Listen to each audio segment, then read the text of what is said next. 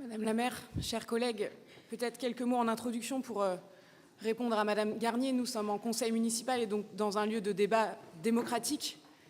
C'est donc l'endroit idéal finalement pour discuter de sujets aussi importants que celui de notre ordre du jour aujourd'hui, puisqu'il va impacter la vie des Français et des Françaises et donc des Nantais et des Nantaises dans leur quotidien. Par ailleurs, nous sommes toutes et tous des personnes engagées dans la vie publique et donc nous assumons d'avoir des avis sur les sujets nationaux. Et enfin, c'est aussi notre rôle d'élus locaux de se faire le relais des dizaines de milliers de personnes qui manifestent chaque semaine pacifiquement à Nantes, puisque c'est là où nous en sommes aujourd'hui, à presque 3 mois et 10 journées de mobilisation sans précédent dans toute la France. Ce mardi encore, nous étions 60 000 dans les rues de Nantes à manifester notre opposition au projet de réforme. Et Monsieur Bellamiti, vous parlez de logique partisane, mais aujourd'hui, c'est de votre idéologie partisane et de votre mépris de l'opinion publique dont on souffre. Le président, son gouvernement et les députés de votre groupe sont les seuls responsables de cette situation. Cette réforme, 8 Français sur 10 n'en veulent pas. Elle a provoqué la mobilisation de concert de toutes les organisations syndicales, des organisations de jeunesse, de nombreuses associations et organisations politiques. Et pour cause, ce texte ne propose que le recul des acquis sociaux. Il pénalise les salariés aux carrières longues, il aggrave la situation des métiers pénibles et également celle des femmes dont les carrières sont bien souvent hachées et avec des salaires inférieurs. Nous pensons que le progrès et le sens de l'histoire, ce n'est pas de travailler plus.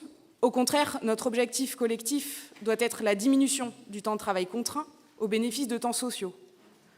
Confisquer 2 années à tous les Français et Françaises, c'est enlever autant de bénévoles dans les associations, de citoyens et de citoyennes actifs dans la société, ce dont nous avons fort besoin.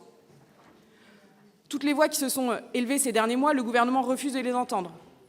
Il utilise tous les leviers à sa disposition pour éviter le débat démocratique. Ils ont été cités, le détournement de l'article 47.1, la procédure accélérée, la limitation des débats parlementaires, une commission mixte paritaire à huis clos, et puis, finalement, incapable de réunir une majorité, il déploie une fois de plus le 49.3. Donc, faute de stopper l'escalade et d'entendre la colère légitime des Françaises et des Français, le gouvernement continue de jeter de l'huile sur le feu en témoignant son mépris des citoyens et des citoyennes de ce pays. Nous traversons là une grave crise démocratique. Nous condamnons toutes les violences qui ont eu lieu dans notre ville ces dernières semaines.